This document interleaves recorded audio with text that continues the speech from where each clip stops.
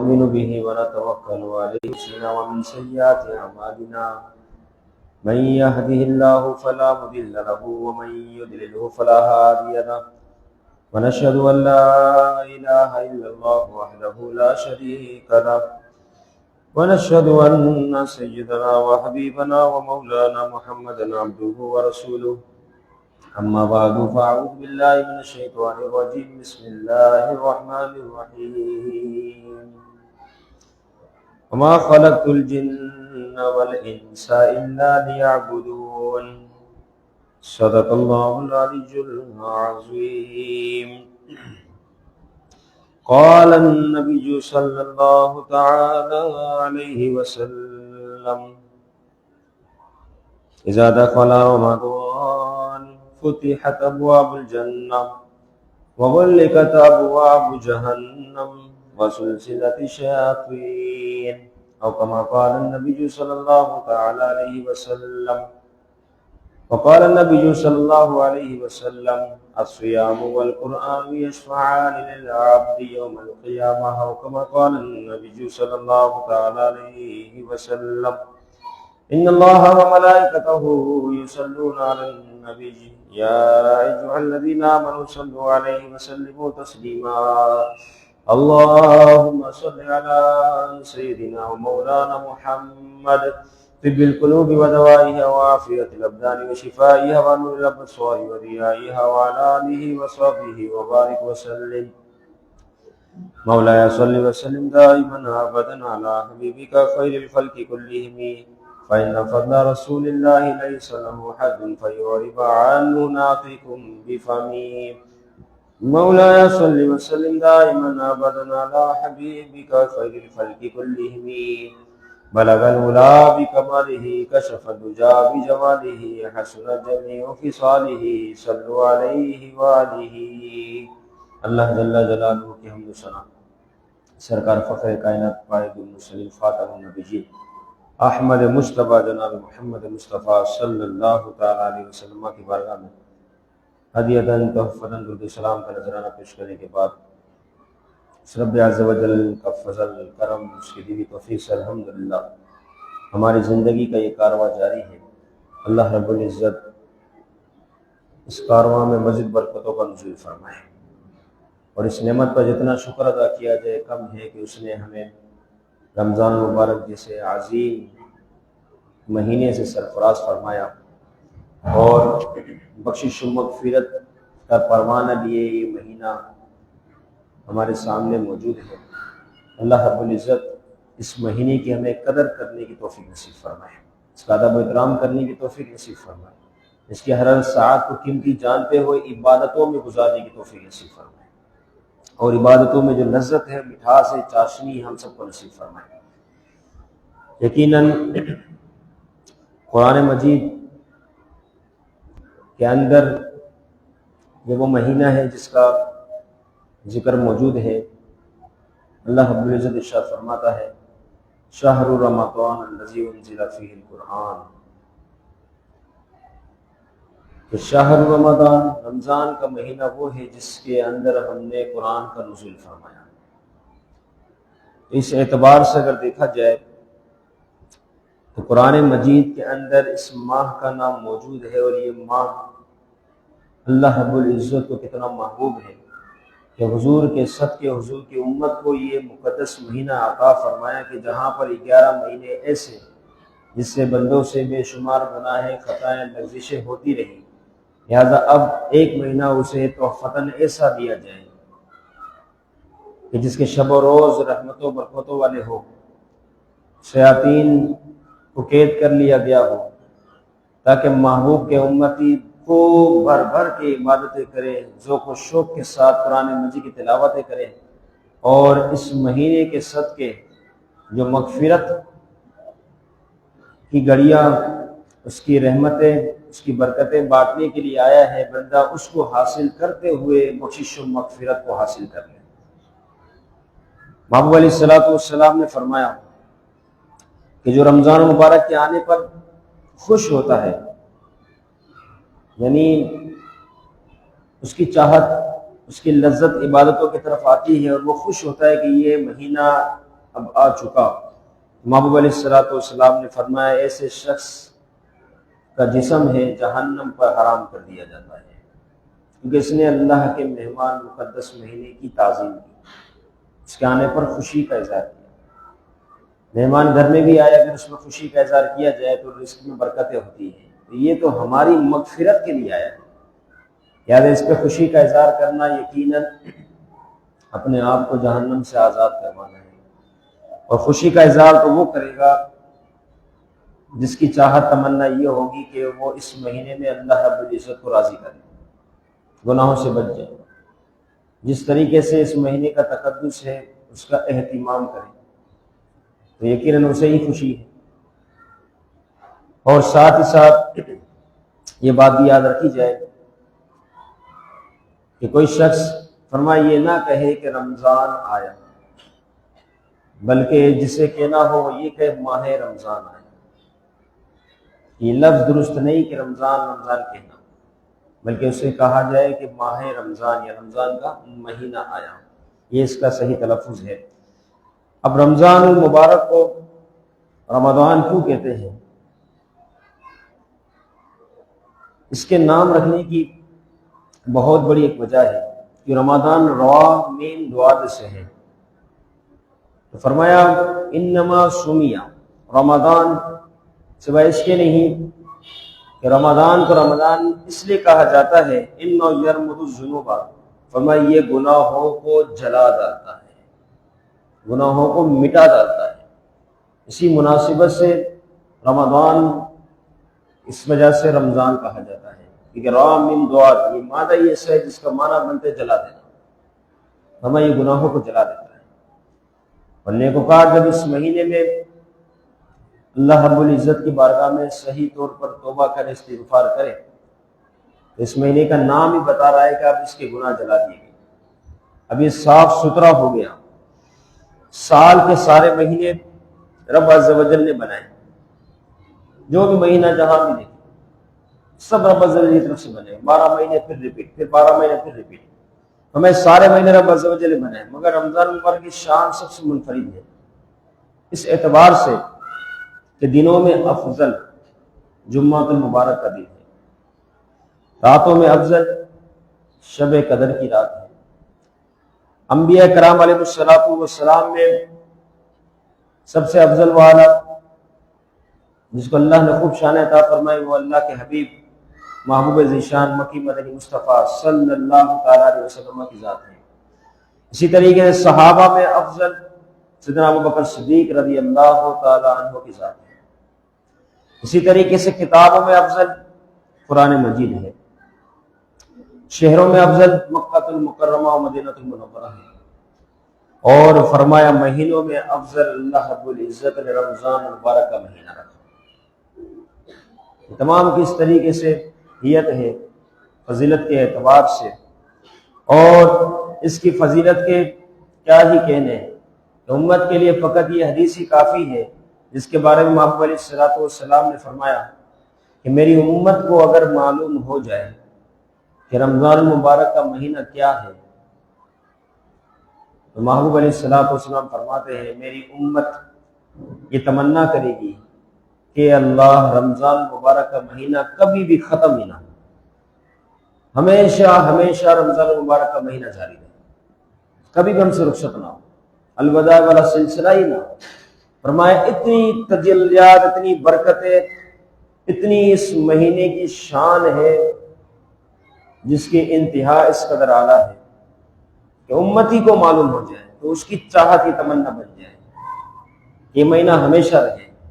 لیکن چونکہ اس مہینے کو رخصت ہونا ہے، شوال المکرم اور دیگر مہینوں کو آنا ہے، تو یہ تو ایک طریقہ ہے، لیکن کم از کم اس مہینے کو پانے والا اس کی قدر تو کر لے کہ جس کے نہ ختم ہونے کے بارے میں معمول خوشخبریاں سنا رہے ہیں کہ امت کو اگر پتہ چل جائے تو پھر کم از کم جس نے اس مہینے کو پایا وہ اس کی کتنی تعظیم کرے، کہ شب روز میں کتنی اس کی قدر کرے۔ آپ دیکھیں نا چلتے وقت، اٹھتے وقت، آتے ہوئے جاتے، زبان پاک ہے مسلمان کی، ساتھ ہی روزہ بھی ہے، اللہ اللہ پڑھتے تھے، درود پاک پڑھتے تھے۔ یہ ہمارا گھر سے یہاں تک آنا یا دکان میں کام کاج میں رہنا فل ٹائم نہیں، وقفہ ہے، افاقہ ہے اس میں. آپ کام کاج کر رہے ہیں، گاہ کو ڈیل کر رہے، فارغ ہوئے، فارغ ہونے کے بعد آپ ذکر اللہ شروع کر دیں. بیٹھے بیٹھے منہ بند کیا، آپ نے پڑھنا شروع کر دیا، دلی دل میں پڑھے اللہ اللہ اللہ. رب کو کتنا راضی کر، اس مہینے کی کتنی تعظیم ہو رہی ہے. کیونکہ رب کی رحمت بخشش و مغفرت کے بہانے تلاش کرتی ہے. بندہ آ جائے خلوص نیت کے ساتھ. حدیث مبارکہ میں ہے جس شخص نے وضو کے لیے پہل کی، اب اس نے وضو شروع کیا، فرمایا جیسے اس کا پانی اس کے چہرے پر لگا، اللہ رب العزت چہرے کے تمام گناہوں کو معاف فرما دیتا ہے. ہاتھ دھوئے، ہاتھ کے گناہ معاف. سر کا مسح کیا، سر کے گناہ معاف. اسی طریقے سے فرمایا پاؤں دھوئے، پاؤں کی گناہ معاف. پورا مکمل ہوا وضو.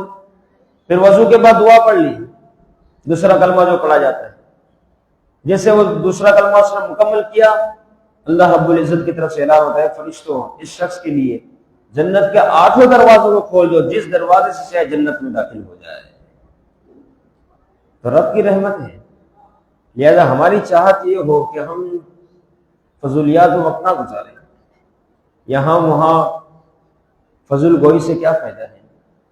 رمضان المبارک کا مہینہ بالخصوص زبان روکنا، کیونکہ روزے سے بندہ کھانا پینا رکا ہوا ہے، اب زبان کو روکنا ہے.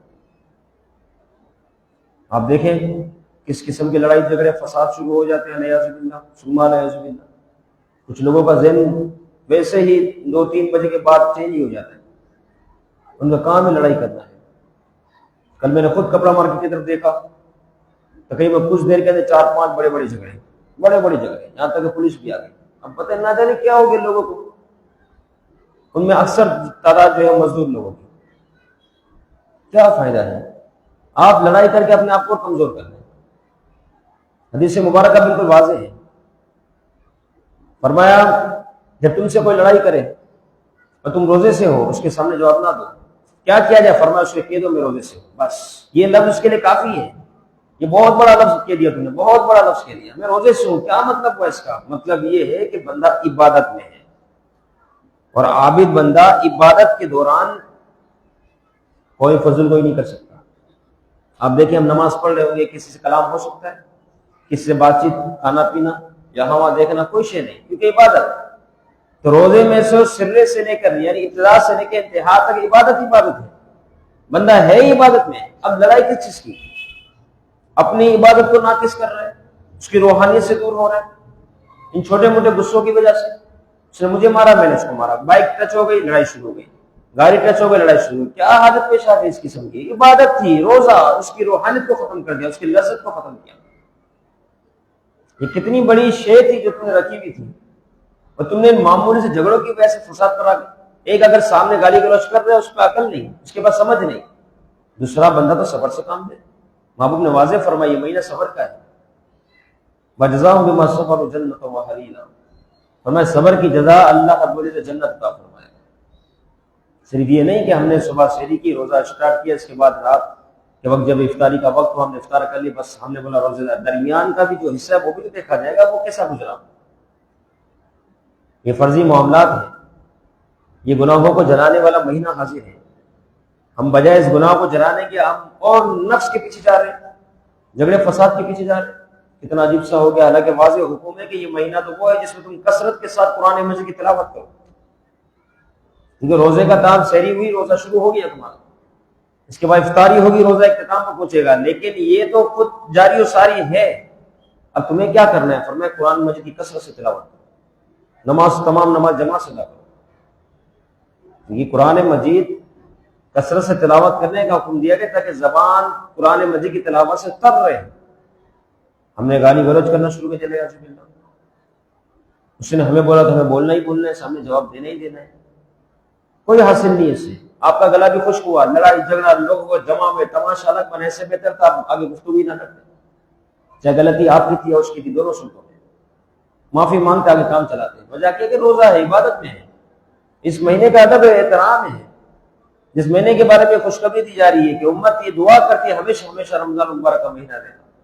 اس میں ہم نے جھگڑا کر کے اس کی روحانیت کو ختم کیا، نفس کی خاطر کہ میں چھوٹا نہ ہو جاؤں. قطعاً یہ کبھی کام نہ کرے. آپ علیہ الصلوۃ والسلام نے فرمایا سیام والقرآن یشفعان للعبد یوم القیامہ، اور کما قال نبی صلی اللہ علیہ وسلم، فرمایا روزہ اور قرآن مجید یہ دونوں چیزیں بندوں کے لیے بروز قیامت شفاعت کروائے گی، دونوں بندوں کی شفاعت کرے گی۔ روزہ بھی شفاعت کروائے گا کہ اللہ میں نے سے پورا دن بھوکا رکھا، پیاسا رکھا، اس طریقے سے اس نے وقت گزارا، میں نے اسے کھانے نہ دیا، میں نے اسے پینے نہ دیا، اس کے نفس کے اوپر میں حاوی رہا، لہذا میری شفاعت اس شخص کے گناہگار کے حق میں قبول فرما۔ میرا رب روزے کی شفاعت کو گناہگار کے حق میں قبول فرمائے گا۔ روزے کے تو یہ روحانیت ہے، یہ برکت ہے۔ اور فرمایا قرآن مجید کی شفاعت کرے گا۔ محمد علیہ الصلوۃ والسلام نے فرمایا بروز محشر قرآن مجید حاضر ہوگا، قاری قرآن کے پاس رب عز و جل کی بارگاہ میں فریاد کرے گا، اے اللہ میں نے اسے شب و روز جگایا، جب رات میں ہی میں نے اسے جگایا، اس نے میری تلاوت کی، صبح ہوئی فجر کے بعد دوبارہ اس نے میری تلاوت کی، ظہر کے بعد دوبارہ تلاوت کی، کثرت کے ساتھ تلاوت کرتا رہا، لہذا میں قرآن مجید کا حصہ، میری شفاعت اس گناہگار کے حق میں قبول فرما۔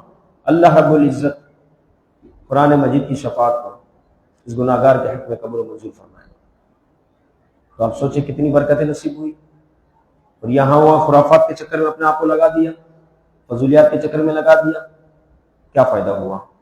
تراویح سنت موقتہ ہے، ہمیں سب شخص جانتا ہے، جس طرح مرد کے لیے ہے اس طرح عورت کے لیے بھی ہے،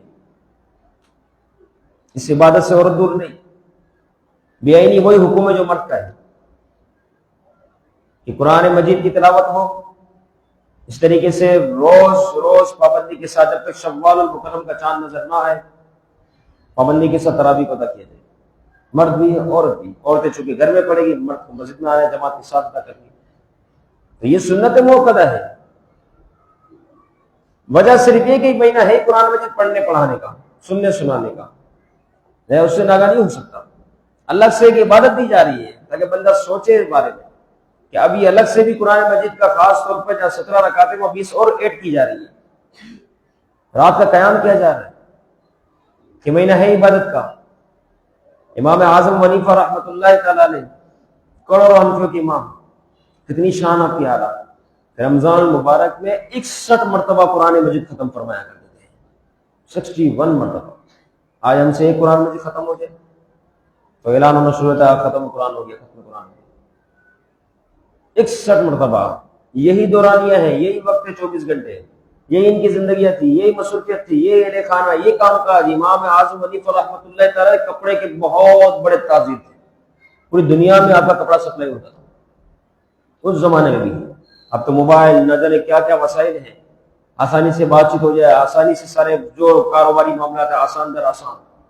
وہ تو وقت بھی آسان تھا، نہ کوئی تجارت کے حوالے سے خاص طور پر جو ہے ٹرانسپورٹ کی سہولتیں موجود تھی، بندوں کو بھیجا جاتا تھا، کئی مہینوں میں جو ہے نا بندے فراہم پہنچتے تھے، سامان لے کر، راستے میں چوری ہونے کا خوف، پھٹنے کا خوف، گلنے کا خوف، جلنے کا خوف، نہ جانے کتنے خوف، لیکن پھر بھی لوگ تجارت کرتے تھے۔ تجارت کے ساتھ کام تو دیکھیں دین کا کتنا کرتے تھے، عبادتیں کتنی کرتے تھے۔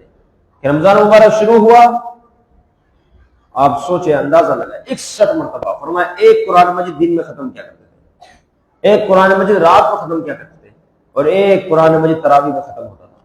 فرمایا اس طریقے سے 61 مرتبہ قرآن مجید ختم فرماتے ہیں۔ اتنا عبادت سے ذوق تھا، شوق تھا، لگن تھی، کیونکہ یہ مہینہ دیا ہی عبادت کے لیے گئی، یہ سیزن ہے عبادت کا۔ لوگ اس سے کاروبار کا سیزن سمجھ لیتے ہیں، اعوذ باللہ ثم اعوذ باللہ، وما خلقت الجن والانس الا لیعبدون۔ فرمایا ہم نے انسان اور جنات کو عبادت کے لیے پیدا کیا ہے، وہ کہیں اور ہی نکل گئے۔ ہم دیکھیں نا کتنا بے حسی والا معاملہ ہے، 6 روزہ تراویح، کہاں سے آئی 6 روزہ؟ کیا مقصد ہے 6 روزہ پڑھانے کا؟ آپ بتائیں مقصد کیا ہے؟ میں ہر سال اس موضوع کا خصوصیت کے ساتھ ذکر کرتا ہوں، کیا مقصد ہے 6 روزہ؟ کہاں لکھا ہے 6 روزہ پڑھاؤ؟ کیا پڑھا کے کیا کرنا چاہ رہے ہو آپ؟ باقی لوگ نہ پڑھیں؟ آپ نے تو ان کے دروازہ کھول دیا۔ کیا ہماری حالت اتنی بگڑ گئی؟ یہ بالخصوص کراچی کے اندر ایک چیز رائی تھی، بالخصوص، اور چند ایک جگہ سندھ کے دوسرے شہروں میں بھی ہوئی۔ پنجاب سے لوگ آتے وہ ہنستے ان چیزوں کو دیکھ کے، بولے 6 روزہ کیا ہوتا ہے؟ یہ رکعتوں میں اختلاف تو سنا تھا 8 ہے یا 20 ہے، یہ 6 روزہ 30 میں سے 6، یہ کیا چکر ہوتا ہے؟ یہ ہمارے نفس اتنے مضبوط نہیں، بڑی معذرت کے ساتھ ہمارے نفس اتنے مضبوط نہیں، ہم سوا پارا ہو رہا ہوتے ہیں، ہم سوچ رہے ہوتے ہیں، خیالات کہیں اور ہوتے ہیں، اور توجہ ہمارے ٹائم کے اوپر ہوتی ہے کہ جلد سے جلد وقت مکمل ہو تو ہم باہر نکلیں۔ کئی نمازوں کے ساتھ دیکھا گیا تراویح سے فارغ ہونے کے بعد ٹائم دکھائیں گے، آپ کے ساتھ آج 2 منٹ زیادہ ہو گئی، بتاؤ اس کے منہ میں خاک نہیں جائے؟ 2 منٹ زیادہ ہو گئے، کیا وہ اپنے گپ شپ لگا رہا تھا؟ کیا وہ بیٹھ کے چائے پی رہا تھا؟ کیا کر رہا تھا؟ قرآن مجید تو پڑھ رہا تھا، تم قرآن مجید سن رہے تھے، تمہیں اتنی تکلیف ہو گئی؟ ابھی یہاں سے نکلنے کے بعد گھر تک پہنچنے میں تجھے 10-15 منٹ لگ جائے گی، حالانکہ ہے تیرے گھر کا راستہ 1 منٹ کا، 9 منٹ کا گزارے؟ تو یہاں گپ شپ وغیرہ لگانا، ہوٹل میں بیٹھنا، گپے مارنا، پوری رات جاگنا، یہ سب صحیح، نماز میں 2 منٹ زیادہ ہو گئے پریشان ہو گئے۔ تو ہمارا لفظ تو ایسا ہے کہ سوا پارا سننے کے لیے بندہ پریشان رہتا ہے کہ سوا پارا بھی ہوگا۔ اور جہاں علم ترا کا سلسلہ ہے سورہ فیل، آپ دیکھیں وہاں جو پھر جو نمازی فل مسجد آباد بھری ہوئی مسجد ہے، کیوں ساتھ آگے مسجد میں ختم قرآن وہاں کیوں نہیں جا رہے؟ اس مہینے میں جو ہے ہی قرآن مجید پڑھنے کا مہینہ، خصوصیت کے ساتھ قرآن مجید کی تلاوت کیجیے، خاص طور پر حکم دیا جا رہا ہے۔ کئی ایسے افراد ہیں جن کو ناظرہ پڑھنا نہیں آتا، کتنی بڑی بے حسی ہے، آپ سوچے تو صحیح، جس کو ناظرہ پڑھنا نہیں ہے اور اس کے لیے بہت بڑا گولڈن چانس ہے، سنہری موقع ہے کہ وہ تو ابتدا سے انتہا تک سن لے، کیا پتہ ہے زندگی رہے نہ رہے، کہ چلو مجھے پڑھنا تو نہیں آ رہا تھا لیکن میں نے مکمل قرآن مجید نماز کی حالت میں سن لیا۔ کتنی سعادت کی بات ہے، وقت کیا لگنا ہے، سورہ فیل پڑھ کے آپ سورہ ناس تک پڑھیں اور سوا پارے والا معاملہ ہو تو آپ دیکھیں کیا ٹائم لگتا ہے۔ 8:15 بجے اگر نماز ہے تو 9:30 بجے تک فارغ ہے تسلی کے ساتھ، وہ 15-20 منٹ پہلے فارغ ہو جائیں گے۔ یہ 15-20 منٹ کی خاطر آپ نے قرآن مجید چھوڑ دیا، قرآن مجید سے دور ہوئے، وہ بھی صرف 1 مہینہ ہی پڑھایا جا رہا ہے، وہ بھی سوا پارا، اس میں اتنی تکلیف، اور پھر یہی بندہ منہ اٹھا کے 6 روزہ تراویح میں چلا جائے، کتنی بڑی حیرانگی کی بات ہے۔ اللہ کے بندے سوا پارا تجھے سنا نہیں جا رہا تھا اور تو پورا 6 روزے پڑھنے چلا گیا۔ 6 روزے کا مطلب روز کے کم و بیش ابتدا تو جو ہے نا 6-7 پاروں سے شروع ہوتی ہے، 7 پارے کم از کم، 7 یا 8 پارے، یا سوا پارے میں تیرا دم گھٹ رہا تھا اور وہاں پر 7-8 پارے سننے چلا گیا، تو یہ سننا زبردستی والا معاملہ ہے۔ اس میں 99% یہ بات حقیقت ہے کہ اب یہ بندہ 6 روزہ پڑھنے کے بعد 7ویں روزے مسجد میں نظر نہیں آئے گا، کیونکہ جس کو جو کہے گا بولے گا میں نے پڑھ لی تراویح، ہم نے خود نے سنا ہے، ہماری بھی تجارت ہے، لین دین ہم دیکھتے ہیں ایسے لوگوں کو۔ یہ بازاریں جو کھلتی ہے 7-8 روزے کے بعد کیوں کھلتی ہے؟ ان سے پوچھو کیا ہوا، ہمارا تراویح ہو گئی، ہماری کیسے ہو گئی بھائی، ہماری چل رہی تمہاری ہو گئی، یہ کیا ہو گیا؟ تو کہتے ہیں ہم نے تو 6 روزہ پڑھ لی، کوئی کہتا ہم نے 8 روزہ پڑھ لی، تو پڑھانے والا مجرم بنا یا نہیں بنا؟ پڑھانے والے نے اس کو راہ دی۔ اب یہ بندہ کیا دکان چھوڑ کے فرض نماز پڑھنے جائے گا عشاء کی؟ وہ تو فرض سے بھی دور ہو گیا، وہ تو مسجد سے بھی دور ہو گیا۔ کس وجہ سے؟ آپ کے 6 روزہ پڑھانے کی وجہ سے، آپ کا 8 روزہ پڑھانے کی وجہ سے۔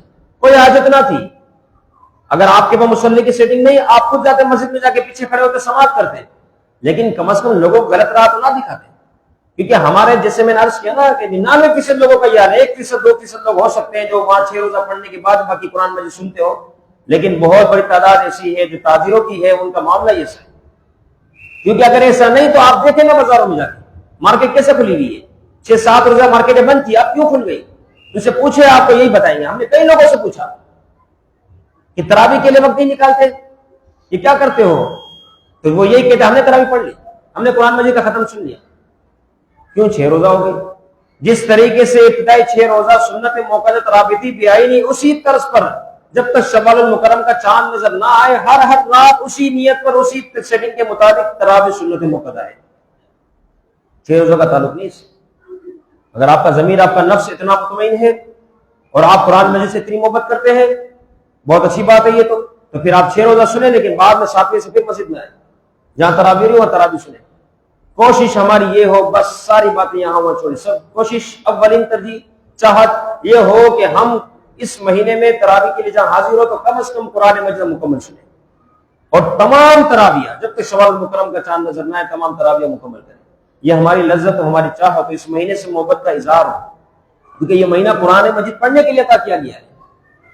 تو انشاءاللہ روزے کی روحانیت بھی نصیب ہوگی، عبادتوں کی برکتیں بھی نصیب ہوگی، اس مہینے کی چاشنی لذت مٹھاس بھی میں نصیب ہوگی، اور ساتھ ہی ساتھ محبوب کا فرمان ہے کہ رمضان المبارک گناہ گاروں کی شفاعت فرمائے گا، تو یقیناً اس کی شفاعت بھی ہمارے حق میں قبول ہوگی۔ اللہ رب العزت تمام باتوں کو یاد رکھنے، عمل کرنے اور دوسروں تک پہنچانے کی توفیق نصیب فرمائے۔ وما علینا الا البلاغ۔